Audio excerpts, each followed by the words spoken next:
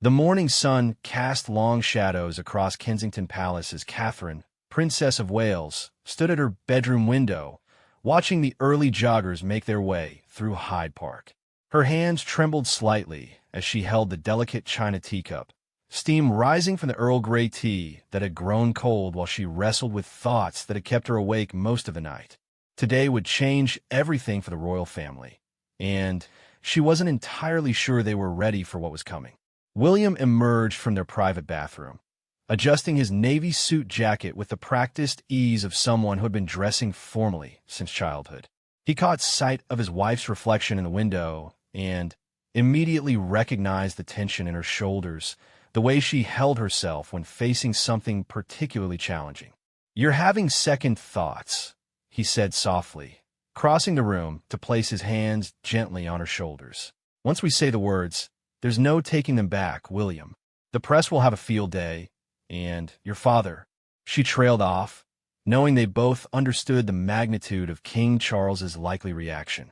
William cupped her face in his hands, his thumbs gently brushing away the worry lines that had appeared around her eyes. "We've talked about this for months, darling. We know it's the right decision for our family, for our children, and ultimately for the monarchy itself. Sometimes the most important changes require the most courage." The decision they were about to announce had been brewing for over a year, born from countless private conversations, sleepless nights, and a growing understanding that their roles within the royal family needed to evolve in ways that no one had anticipated. It wasn't just about duty anymore. It was about authenticity, about being true to themselves while still serving the crown and the British people who looked to them for leadership and inspiration. Catherine moved to her dressing table and began the familiar ritual of preparing for a public appearance. As she applied her makeup with practiced precision, she thought about the journey that had brought them to this moment. It had started with small things, questions from George about why he couldn't have sleepovers like his friends, Charlotte's confusion about why photographers follow them everywhere, Louis's innocent wonder about whether he could choose his own job when he grew up like other children. These conversations with their children had opened doors to larger questions about tradition, duty, and personal fulfillment that the couple had never fully explored before. William had begun to question whether the rigid structures of royal protocol were still serving the monarchy's best interests in the 21st century, while Catherine had struggled with the balance between her royal duties and her desire to be more present for their children's formative years. The tipping point had come 6 months earlier during a particularly challenging week when George had asked his father why he seemed sad so often, and whether being a prince meant you couldn't be happy. The question had hit William like a physical blow, forcing him to confront the reality that his children were already beginning to see the weight of royal responsibility as something that diminished rather than enhanced their father's life. That night, lying in bed after the children had been tucked in with extra stories and kisses, William and Catherine had begun the most honest conversation of their marriage about what they truly wanted for their family and their future. They talked until dawn, exploring possibilities they had never dared to voice before, imagining scenarios that would have been unthinkable just a few years earlier. "What if we could find a different way?" Catherine had asked as the first light of dawn crept through their bedroom curtains. "What if we could serve the crown and the people, but on terms that allow us to be the parents we want to be, the people we truly are?" William had been quiet for a long moment before responding. "You mean step back from the line of succession?" The words had hung in the air between them, heavy with implication. Once spoken, they couldn't be unheard, and both of them understood that they had crossed a line from which there might be no return. Now, months later, after careful consideration, private consultations with constitutional experts, and several difficult conversations with King Charles and other senior royals, they were ready to make their decision public. The announcement would shock the nation and send ripples throughout the Commonwealth, but they had come to believe it was necessary for the long-term health of both their family and the monarchy itself. A soft knock at their bedroom door interrupted Catherine's thoughts. "Come in," she called, setting down her lipstick as Maria, their trusted dresser, entered with the outfit Catherine had chosen for the press conference. An elegant navy dress that struck the perfect balance between formal and approachable. "Your Royal Highnesses," Maria said with a slight curtsy. "The children are having breakfast in the nursery, and your private secretary has confirmed that everything is ready for 10 o'clock." William checked his watch. 8:30. In 90 minutes, they would face a room full of journalists and cameras to announce a decision that would fundamentally alter the future of the British monarchy. He felt a familiar flutter of nerves, the same sensation he'd experienced before his wedding, before the birth of each of their children, before every moment that had defined his adult life. Catherine stood and allowed Maria to help her into the dress, her mind already shifting into the focused state she'd learned to cultivate for public appearances. But this was different from opening a hospital or attending a charity gala. This was personal, intimate, a sharing of their deepest convictions about family, duty, and what it meant to serve others in the modern world. As Maria fastened the delicate buttons along Catherine's spine, the princess thought about the letter she had written to her parents the night before, explaining their decision and asking for their understanding. She thought about the conversations she would need to have with her closest friends, the explanation she would owe to the charities and organizations she supported, the ripple effects that would touch countless lives beyond their own. "The children understand what's happening today, don't they?" William asked, straightening his tie in the mirror. Catherine nodded. "We explained it to them last weekend, remember?" George asked some very thoughtful questions, and Charlotte seemed relieved, actually. "I think the constant public attention has been harder on them than we realized." They had indeed had that conversation with their children, sitting together in the cozy family room at Anmer Hall, where they could speak freely without worrying about staff overhearing. William had explained that Mummy and Daddy had decided to make some changes to help their family spend more time together and to help Grandpa King Charles in a different way than they had before. George, now old enough to understand the complexities of royal life, had listened intently before asking whether this meant he wouldn't have to be king someday. When William gently explained that these changes didn't affect George's future role, his eldest son had nodded solemnly, already showing signs of the thoughtfulness and responsibility that would serve him well in years to come. Charlotte had been more concerned with practical matters. Would they still live in Kensington Palace? Would she still see her cousins? Would the photographers stop following them to school? Her questions had reminded both parents of how much their children's lives were already shaped by the unique circumstances of their birth, and had strengthened their resolve to create more space for normal childhood experiences. Louis, still young enough to be more interested in his toy cars than constitutional matters, had simply asked if this meant more story time with Daddy, a question that had nearly brought William to tears. As they prepared for the day ahead, both William and Catherine felt the weight of history on their shoulders. They were not just making a personal decision. They were potentially reshaping an institution that had endured for over 1,000 years. The British monarchy had survived wars, scandals, social upheaval, and dramatic cultural changes, always adapting just enough to remain relevant while maintaining its essential character. But adaptation had often come slowly, reluctantly, in response to crisis rather than as a proactive choice. William and Catherine believed that the monarchy's best chance for continued relevance and respect lay in embracing change voluntarily, in demonstrating that the institution could evolve thoughtfully rather than merely react to external pressures. The decision had not been made lightly or quickly. They had spent months consulting with constitutional scholars, historians, and senior courtiers, exploring precedents and possibilities. They had studied how other European monarchies had adapted to changing times, looking for models that might inform their own approach. They had also spent considerable time in prayer and reflection, seeking guidance from their faith and from their understanding of service.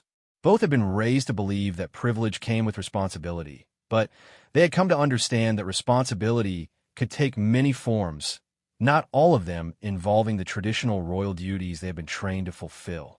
Catherine finished her preparations and turned to face her husband. "Are you ready for this?" she asked, though she could see in his eyes that he was as ready as anyone could be for such a momentous step. William took her hands in his, a gesture that had become their ritual before every significant public appearance. "I'm ready to be honest about who we are and what we believe is best for our family and our country.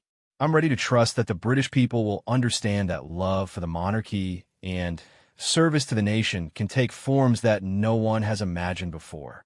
They made their way downstairs to say goodbye to their children, who were finishing their breakfast under the watchful eye of their nanny. George looked up as his parents entered the nursery, his serious young face reflecting an understanding beyond his years. "Good luck today, Papa," he said, using the name he had called his father since he was small. "Mama explained that you can tell everyone about our new plan." William knelt beside his son's chair, bringing himself to eye level. "That's right, George. We're going to explain how we can serve the country and still be the family we want to be. Sometimes grown-ups have to make difficult choices, but we believe this is the right one for all of us." Charlotte and Louis came over for hugs, their childish warmth providing a moment of normalcy before the day's extraordinary events.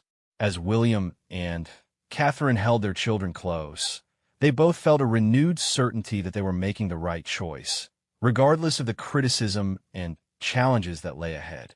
The drive to the location where they would make their announcement was quiet, both of them lost in their own thoughts as London passed by outside the windows of their official car.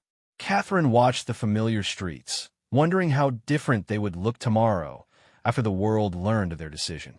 They had chosen to hold the press conference at a location that held special meaning for them both, the charity headquarters where they had first worked together on mental health initiatives, where they had discovered their shared passion for making a real difference in people's lives beyond the ceremonial aspects of royal duty.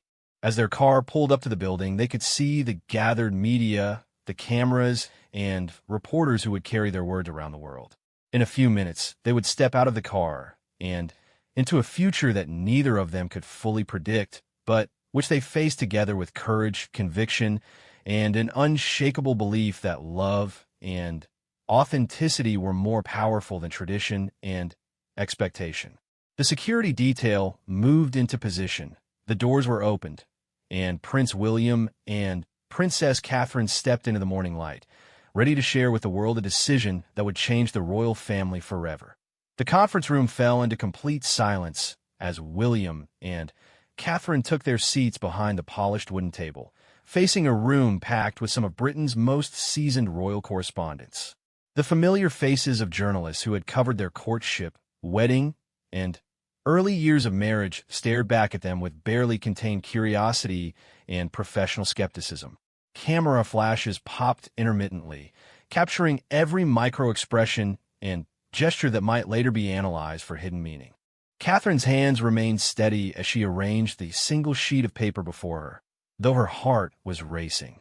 She could feel the weight of expectation in the room, the sense that everyone present understood they were witnessing something unprecedented.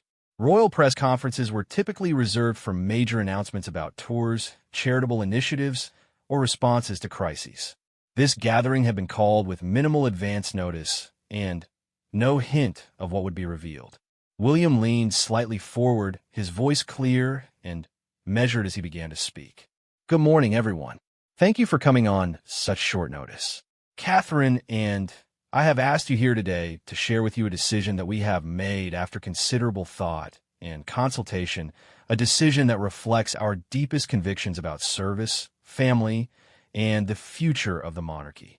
The silence in the room seemed to deepen, if such a thing were possible. Veteran royal correspondent Robert Hartley, who had covered the royal family for over 3 decades, sat with his pen poised over his notepad, his weathered face showing the first signs of genuine surprise he had displayed in years. "Over the past year," William continued, "Catherine and I have been engaged in extensive discussions about how we can best serve the crown and the British people while also being the parents and individuals we believe we are called to be. These conversations have led us to a conclusion that we know will surprise many of you, and which represents a significant departure from traditional expectations." Catherine took a subtle breath, feeling the moment when their carefully planned words would become irreversible reality. She thought briefly of her parents, who were undoubtedly watching this moment unfold on television, and of King Charles, who had received advance notice of this announcement just 24 hours earlier. "We have decided," William said, his voice gaining strength with each word, to step back from our roles as senior working royals and to remove ourselves voluntarily from the line of succession. This decision applies to both Catherine and myself, and by extension, to our children. The effect was immediate and dramatic. Several journalists sat forward in their chairs. Others began frantically scribbling notes, and photographers' cameras clicked rapidly as they captured the moment this bombshell was delivered. Sarah Mitchell from the BBC looked genuinely stunned, her usually composed professional demeanor cracking slightly as she processed what she had just heard. Catherine spoke for the first time, her voice calm and clear. We want to be absolutely clear about what this means and what it doesn't mean. We are not abandoning our commitment to public service or our love for this country. We are not rejecting the values and traditions that have shaped the monarchy for generations. Instead, we are choosing a different path of service, one that we believe will allow us to contribute more authentically to the causes we care about while providing our children with a childhood that balances duty with the freedom to discover who they truly are. The questions came immediately, voices overlapping as seasoned professionals struggled to process the magnitude of what they were hearing. William raised his hand gently, indicating that he and Catherine would address their concerns systematically. James Fletcher from the Times was the first to be recognized. Your Royal Highness, can you help us understand what prompted this extraordinary decision? Was there a specific event or moment that catalyzed this choice? William and Catherine exchanged a brief glance, their years of marriage allowing for silent communication even in this most public of moments. William nodded almost imperceptibly, and Catherine took the lead in responding. The decision emerged gradually from our experiences as parents and from our observations about how the institution of the monarchy can best serve the British people in the 21st century, she said. We have 3 young children who are growing up in an unprecedented media environment, with social media and constant connectivity creating new challenges for anyone in the public eye, particularly children. She paused, choosing her words carefully. We began to question whether the traditional model of royal service, with its emphasis on ceremonial duties and symbolic representation, was the most effective way for us to make a meaningful difference in people's lives. We also became increasingly concerned about the impact of constant public scrutiny on our children's development and their ability to form their own identities. William picked up the thread. We've watched our children navigate questions about their futures that most children never have to consider. George, at his young age, has already begun to feel the weight of expectation about his eventual role as king. We realized that by making this choice now, we could give all of our children the space to choose their own paths while still understanding the importance of service and commitment to others. Rebecca Thompson from The Guardian raised her hand next. Can you clarify what stepping back from the line of succession means practically? Will Prince George no longer be heir to the throne after his grandfather? That's correct, William confirmed. Our decision removes not only Catherine and myself from the line of succession, but also our children. The succession would pass to Harry and his children, should he choose to accept it, or to Princess and her descendants if Harry also declines. This revelation sent another wave of murmurs through the room. The implications were staggering. The British monarchy had just lost not only its heir apparent and his wife, but an entire generation of potential future monarchs. Catherine continued, "We want to emphasize that this decision was made independently, without pressure from any external source. We have tremendous respect for King Charles and complete confidence in his reign. We believe that by making this choice voluntarily, we are actually strengthening the monarchy by demonstrating that it can adapt and evolve while maintaining its core purpose." Another journalist, David Phillips from Sky News, was recognized. Have you considered the constitutional implications of this decision? How will Parliament and the Commonwealth realms respond? William had clearly anticipated this question. We have consulted extensively with constitutional experts and legal scholars. While unprecedented, our decision is entirely within our rights as individuals. We are not abdicating from anything we are required to do, We're choosing not to accept roles that ultimately we believe others could fulfill more effectively. The explanation continued for nearly an hour, with William and Catherine fielding questions about their future plans, their financial independence, their relationship with other members of the royal family, and the reaction they expected from the British public. Throughout it all, they maintained their composure and their united front, presenting their decision as a thoughtful, principled choice rather than a rejection of duty or tradition. Catherine addressed concerns about their future involvement in charitable work. We will continue our patronages and our charitable commitments, but we will structure them differently. Rather than spreading our attention across dozens of organizations as part of our royal duties, we plan to focus more intensively on a smaller number of causes where we believe we can make the most significant impact. When asked about their children's education and upbringing, William was particularly passionate in his response. We want George, Charlotte, and Louis to understand the privilege they were born into and the responsibility that comes with it. But we also want them to have the freedom to pursue their own interests and talents without the constant awareness that their every choice is being evaluated in terms of royal protocol and public perception. The most challenging question came from veteran royal correspondent Margaret Stevens, who asked directly, "Some will see this as a betrayal of duty, a selfish choice that puts personal happiness ahead of service to the nation. How do you respond to that criticism?" The room fell silent as William and Catherine considered their response. This was the question they had known was coming, the challenge they had debated extensively in their private discussions. Catherine spoke first, her voice showing the first hint of emotion since the press conference began. "I understand why some people might feel that way, and I respect their right to disagree with our decision.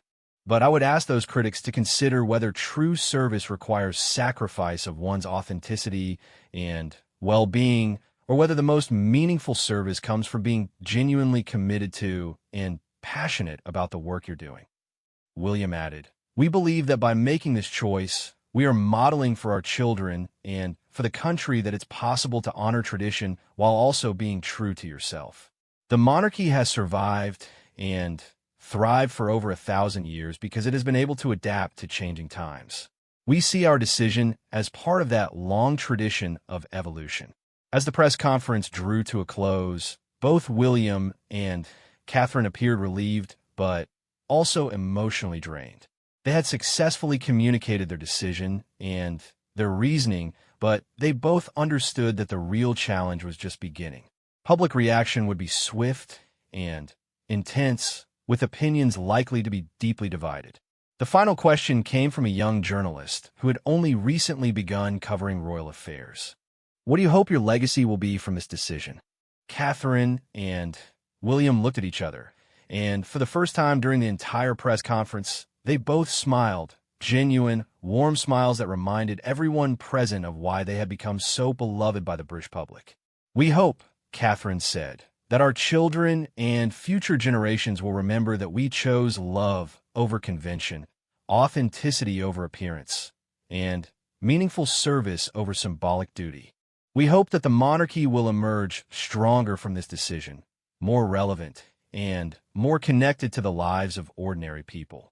William concluded, "Most of all, we hope that we've shown that it's possible to honor the past while creating space for the future to unfold in new and meaningful ways."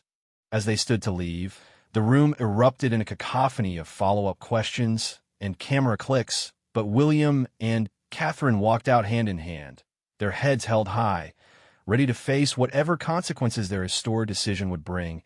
The immediate aftermath of the announcement sent shockwaves through every corner of British society and reverberated across the Commonwealth realms with the force of a constitutional earthquake. Within hours of William and Catherine's press conference, news outlets around the world were running special reports. Constitutional experts were being pulled from university lectures to provide commentary, and social media platforms were ablaze with reactions ranging from outraged disbelief to enthusiastic support. At Buckingham Palace, King Charles sat in his private study, having just concluded one of the most difficult telephone conversations of his reign. The Prime Minister had called within minutes of the announcement, seeking clarification about the constitutional implications and expressing concern about potential political ramifications. The conversation had been tense, but professional, both men understanding that they were navigating completely uncharted territory. Charles removed his reading glasses and rubbed his temples, feeling every one of his 75 years. When he had finally ascended to the throne after decades of waiting, he had imagined many challenges: economic crises, political upheavals, perhaps even questions about the monarchy's continued relevance. But he had never imagined that his eldest son, groomed from birth to be king, would voluntarily walk away from his birthright and take his children with him. The king's equerry knocked softly and entered with the latest batch of press clippings and social media monitoring reports. The public reaction was as divided as Charles had feared it would be. Traditional monarchists expressed outrage and betrayal, viewing William and Catherine's decision as an abandonment of sacred duty. Younger Britons, particularly those who had grown up watching the couple navigate the pressures of royal life, were more sympathetic, praising their courage to choose authenticity over obligation. The most challenging responses were coming from the Commonwealth realms, where William and Catherine had been seen as the future of a modernized monarchy that could bridge traditional values with contemporary relevance. Leaders in Canada, Australia, and New Zealand had released carefully worded statements expressing respect for the couple's personal choice while reaffirming their commitment to the crown. But private communications suggested significant concern about what this decision might mean for the monarchy's long-term viability. Meanwhile, at Clarence House, Prince Harry was experiencing his own emotional whirlwind as he processed the reality that his brother's decision had suddenly thrust him back into a line of succession he had never expected to rejoin. Since stepping back from royal duties years earlier, Harry had built a new life focused on his own family and charitable work, far from the suffocating protocols of royal existence. The irony was not lost on him that William's choice for greater freedom had potentially trapped Harry in the very system his elder brother was rejecting. Meghan found him staring out their window into their garden, his face a mixture of concern and contemplation. "The children are asking questions they don't quite understand yet," she said softly, referring to their own son and daughter who had overheard adult conversations about Uncle William and Aunt Catherine's announcement. "How do we explain to them that their lives might be completely different now?" Harry turned from the window, his expression troubled. "I never thought I'd face this choice again. We built our life here because we believed we were free from all of this. Now suddenly, I might be heir to the throne again, and our children."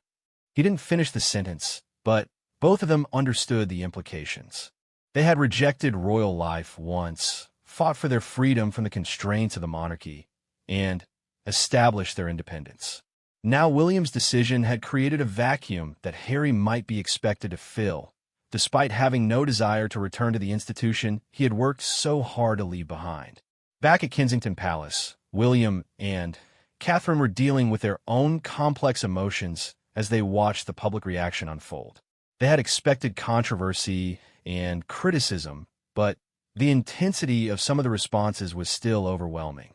Death threats had begun arriving within hours of the announcement, requiring an immediate security assessment and additional protection measures for their family. Catherine sat with her children in the nursery, trying to explain in age-appropriate terms why there were so many photographers outside their home, and why some people on the internet were saying unkind things about Mummy and Daddy. George, always thoughtful beyond his years, asked whether they had made a mistake. Sometimes, Catherine told him, doing the right thing makes people angry, especially when it's something they don't understand yet. But, Daddy, and I believe that being honest about what we think is best for our family is more important than making everyone happy.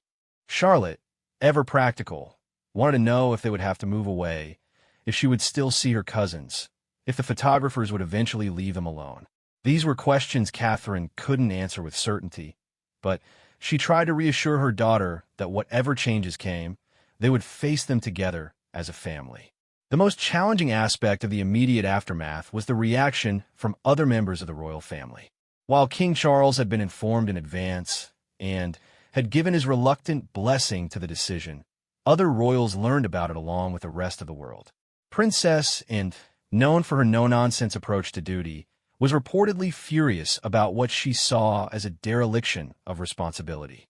Prince Edward and Sophie expressed private concerns about the additional workload that would fall on remaining senior royals.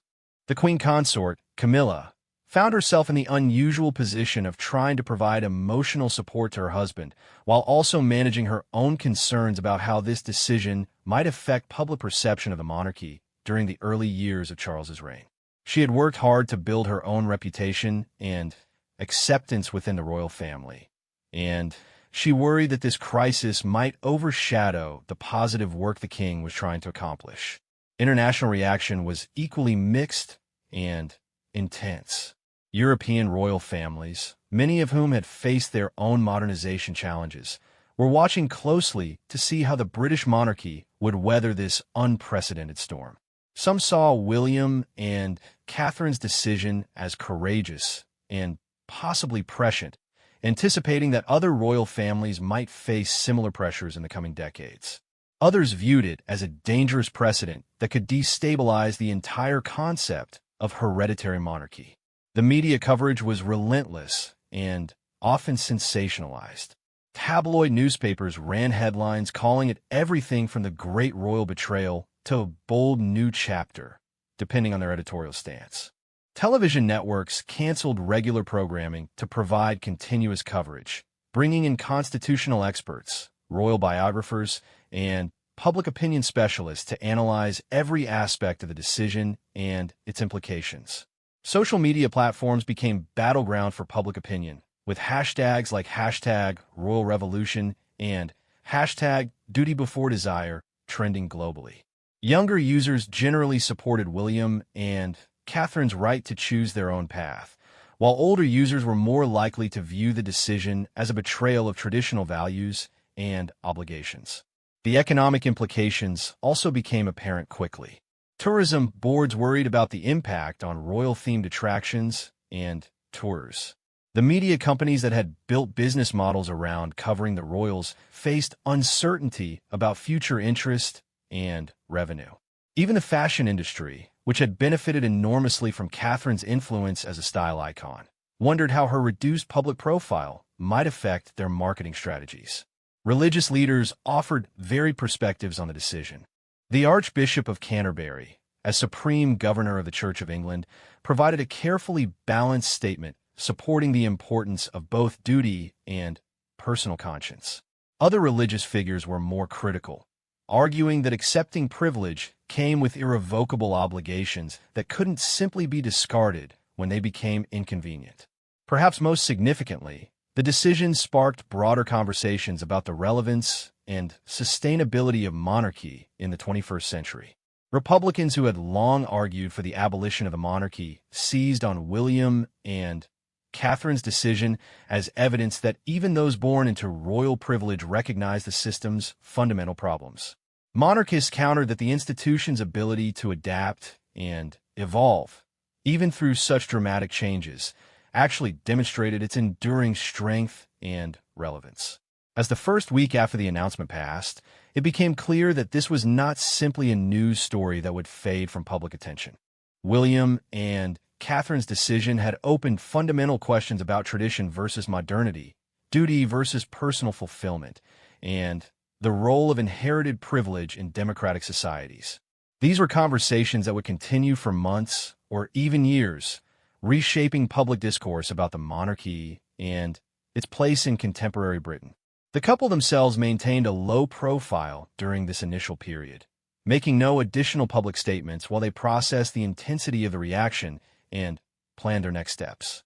They spent time with their children, consulted with their advisors about practical matters like security and finances, and had long conversations about whether they had truly been prepared for the magnitude of the response their decision had generated. Despite the criticism and controversy, they also received significant support. Thousands of letters and emails arrived expressing understanding and admiration for their courage.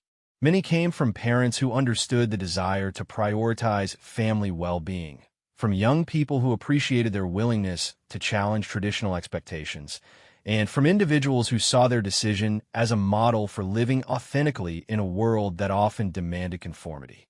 Mental health advocates particularly praised their decision, noting that William and Catherine had been open about the psychological pressures of royal life and the importance of prioritizing emotional well-being. Their choice was seen by many as a powerful statement about the importance of mental health, even for those who seemed to have every advantage and privilege. As the immediate shock began to fade, attention turned to the practical implications of their decision. How would the line of succession be formally adjusted? What would happen to their titles and their roles in various organizations? How would their security be managed as former senior royals? These questions required careful consideration and consultation with constitutional experts, government officials, and palace administrators. The weeks following the announcement would prove to be a crucial period for both the royal family and the British public, as everyone adjusted to this new reality and began to understand what it might mean for the future of the monarchy and the country as a whole.